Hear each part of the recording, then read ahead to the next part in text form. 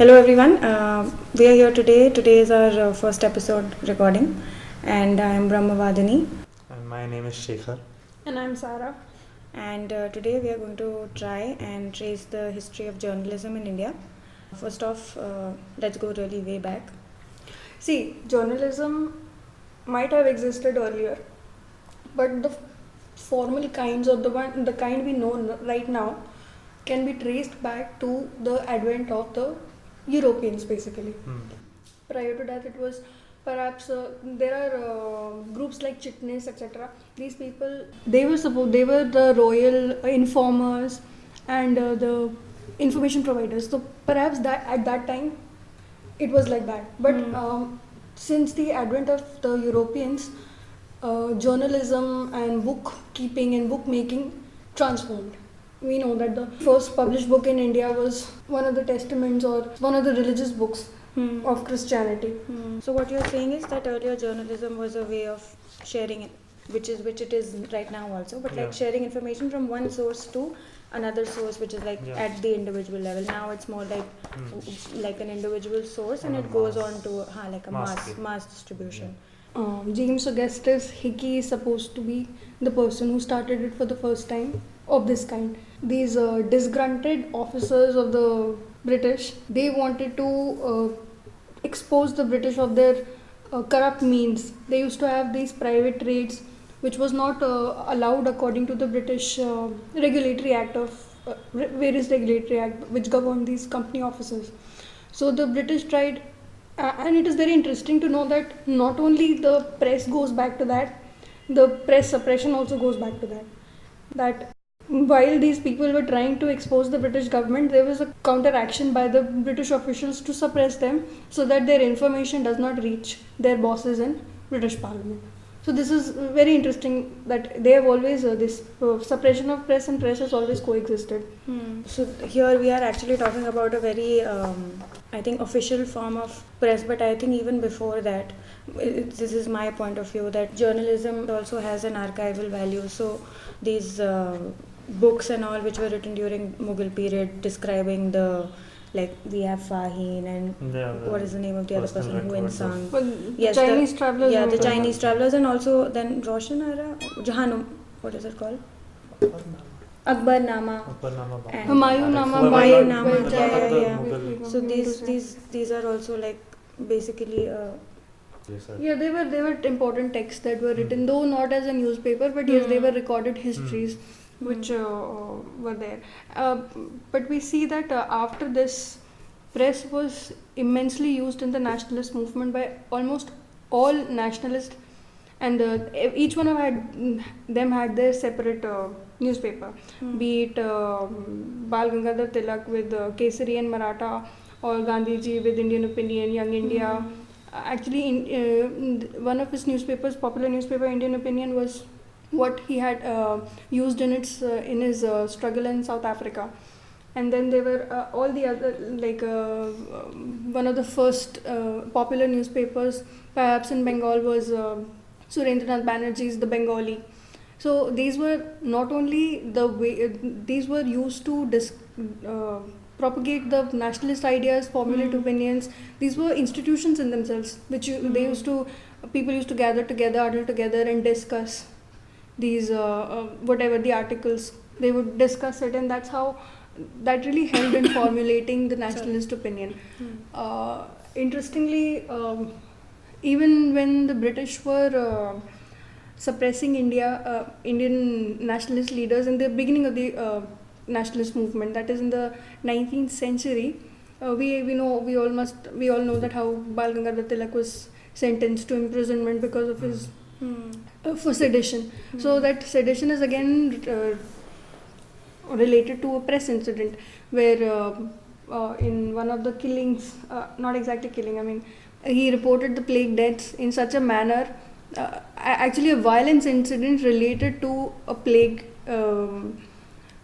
A plague officer was killed by or was violently attacked by Indians, which he discussed in his newspaper in such a manner that just adjacent to that was an excerpt from Gita translated, which kind of justified yes. The incident, the violence. Yeah, against the not exactly the violence, but but it justifies raising voice against the injustice. Mm-hmm. So that was based on that the case was framed against him, and then later on this trend, I think Bal Gangadhar Tilak was the first person to get arrested for sedition. Is that so?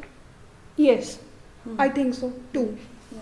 I think so. One of the maybe others also, but Or one most of the prominent, major yeah, nationalist leader who was arrested at that time. And in India, is it like that the advent of nationalist press began after the first war of independence? Like, is it a coincidence, or does it, like, was there much before prior to that, because prior to that most of the nationalist leaders were more interested in raising the opinions, bringing social changes more. Political movement perhaps in an organized manner only started in the late 19th century. Prior to that there was one newspaper called Miratul Akbari, then there was Som Prakash by Ishwar Chandra Vidyasagar. So all these, Miratul Akbari was Raja Ram Mohan Roy's newspaper, which was banned by again some press suppression law by the British. I think the Vernacular Press Act. And we have a very interesting incident.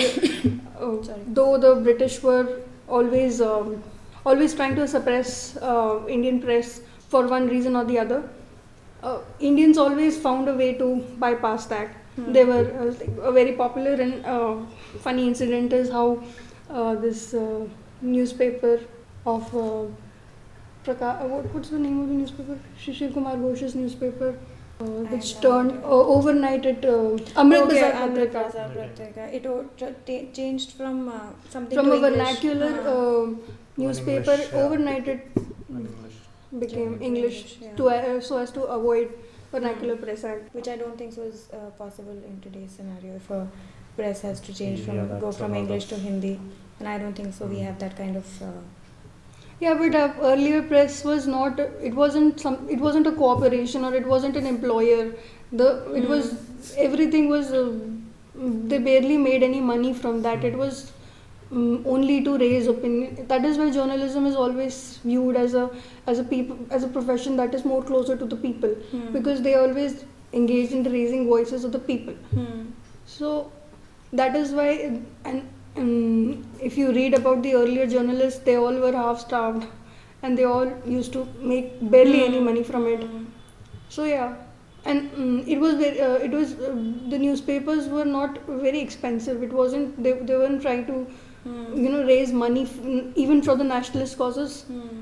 It was not seen as as a lucrative option for even raising money for nationalist causes.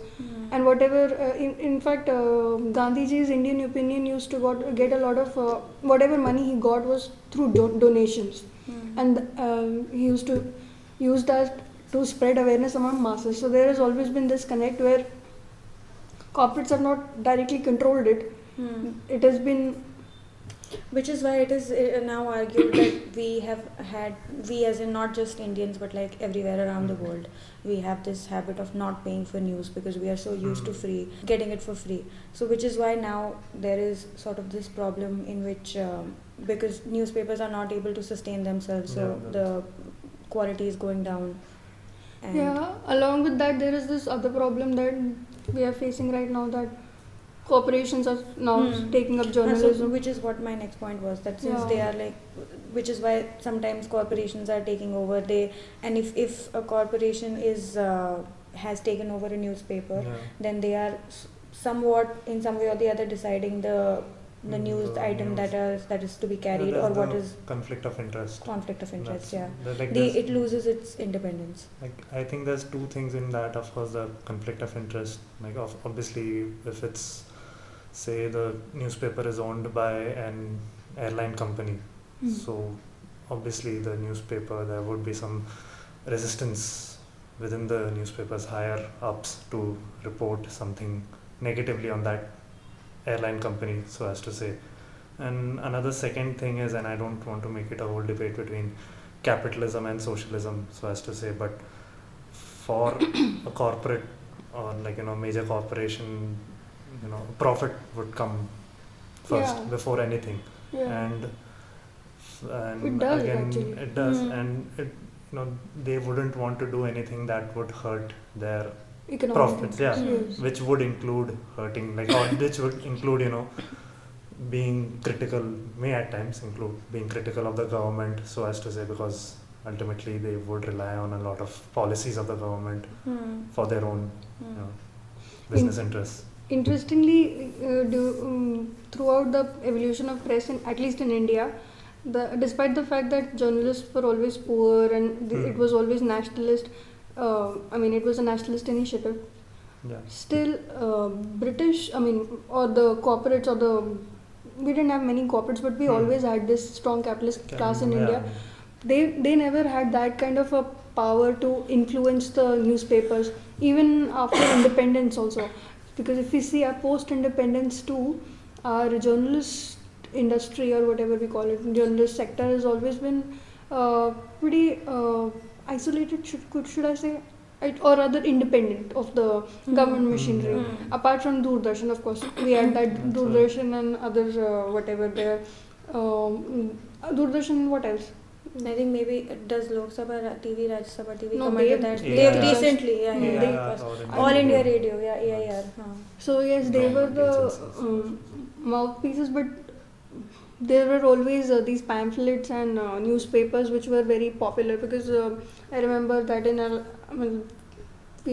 from our parents, that especially in Allahabad there was this, despite the fact India had a long tenure of being ruled by a Congress government, there were these news pamphlets of Jansangh, which were very widely circulated in the 70s and 80s.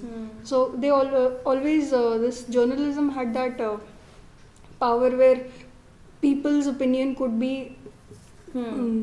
It always had a voice for the people, always found it. That was what, as you can say, being the traditional role of journalism in India, including when you look at pre-independence era as well. So which is what it's supposed to be right now also, but I think, and apart from maybe political interferences and whatever, but I think that how we are moving from a more decentralized setting to a centralized setting, as in print and small local newspapers and vernacular newspapers, to online content which is majorly in English only. I think there are very few. I think Hindi newspapers still have their sites. Manorama has its Malayalam newspaper. A lot of regional papers and Jansata, and I think Marathi. I think most maybe of now. them have their, but now news is moving from print to digital, so that is an added change which is affecting maybe. Yeah, I think one thing is that it does. A lot of people have criticized, is that it has affected the content of what's being put out there, because for the digital clicks matter. Clicks matter. You need videos, you need pictures, and everything.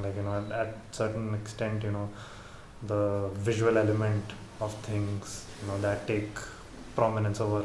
Sometimes, I'm not saying always, there are good content as well, but sometimes the visual, how it visually appeals to the reader matters at times, but and I plus think those pointers, 1, 2, 3, 4, 5.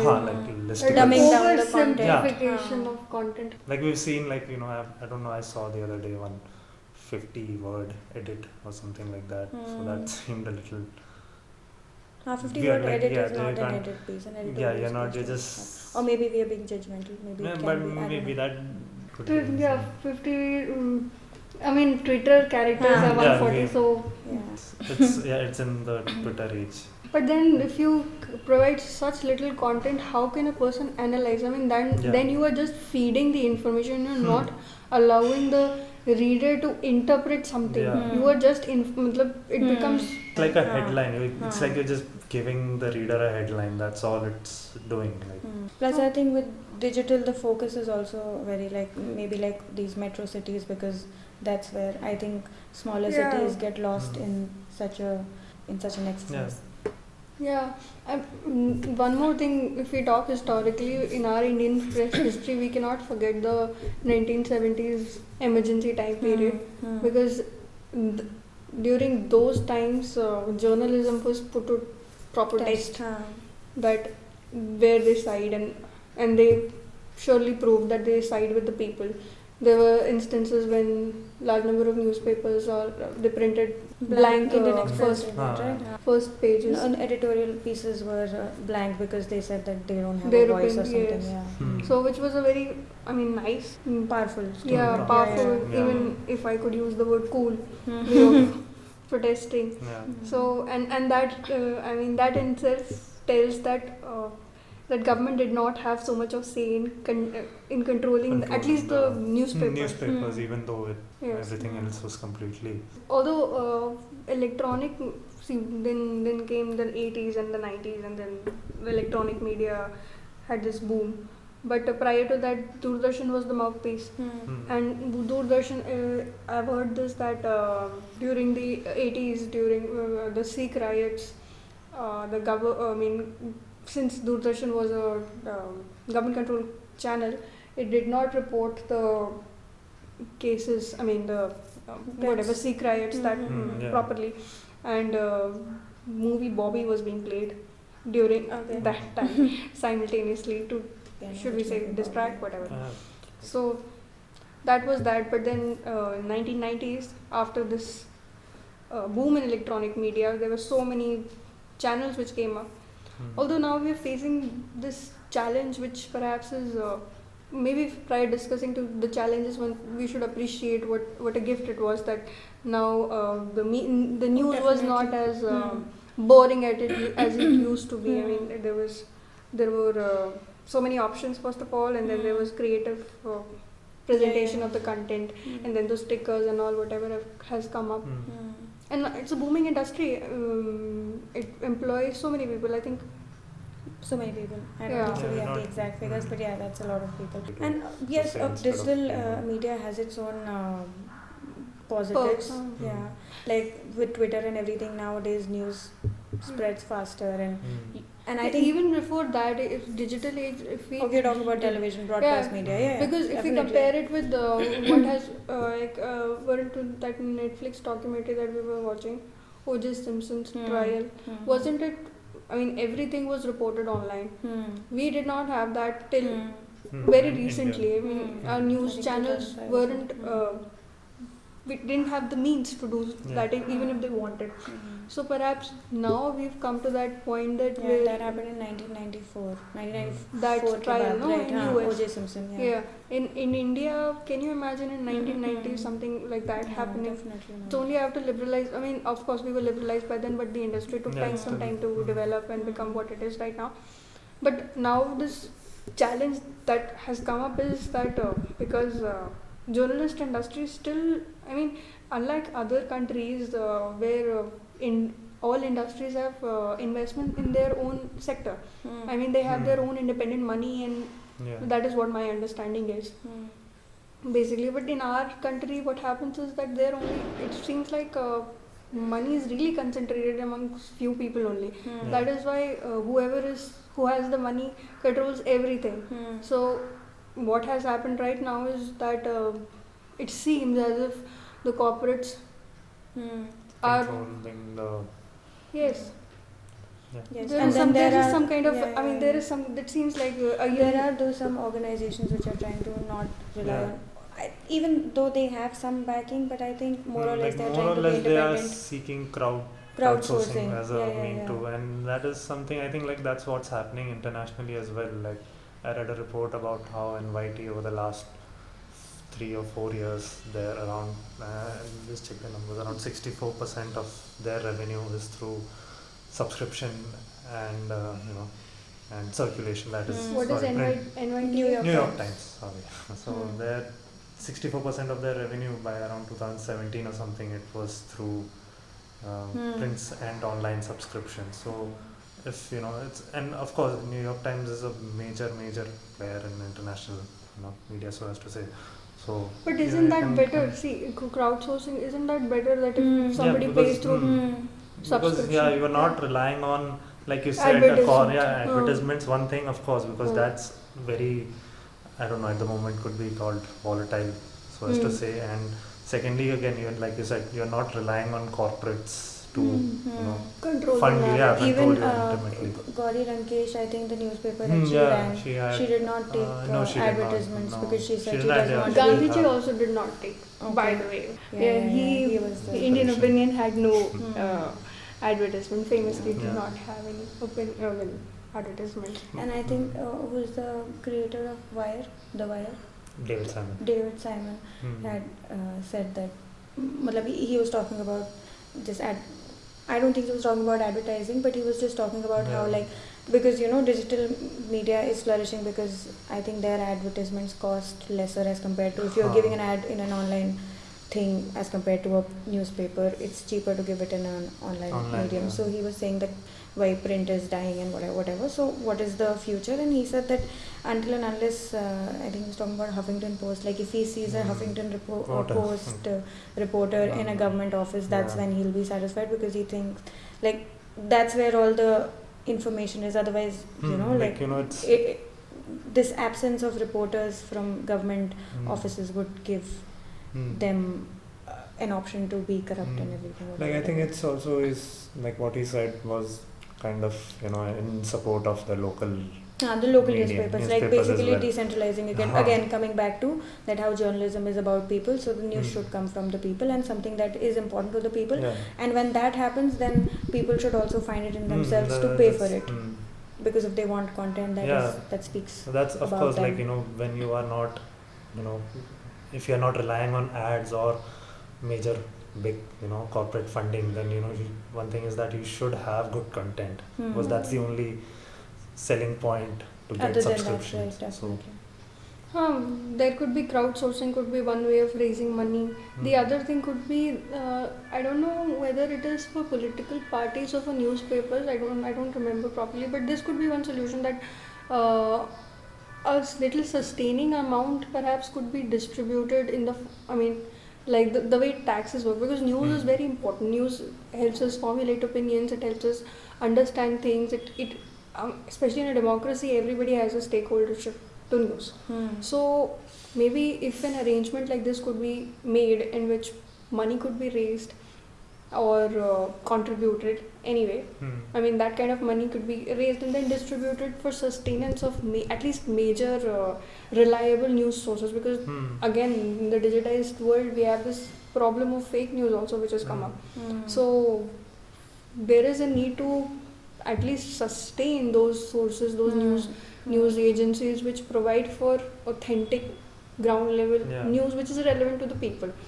Whereas right now it seems like whoever has money, whoever has a little bit of clout, they get to have this news with them. News agency with them. So something needs to be done there. And also there is also need to there is a need to strengthen the press through regulation, self-regulation. To check these recent problems that we have of fake news and then propaganda media trials and stuff, because although these problems always existed, but now they are just blowing out of proportion because of the increased number of people engaged in and also engaged in spreading misinformation. Because now running a propaganda has become very easy through if anything that is designed as a news is more consumable or more it becomes very it becomes more credible somehow. So we have to do that. Okay, so I guess this is it for today, and we'll find some more interesting topic to talk about next time. Until then, bye and that's it. Stay tuned. See you next time. Stay tuned. Bye. I should have done that.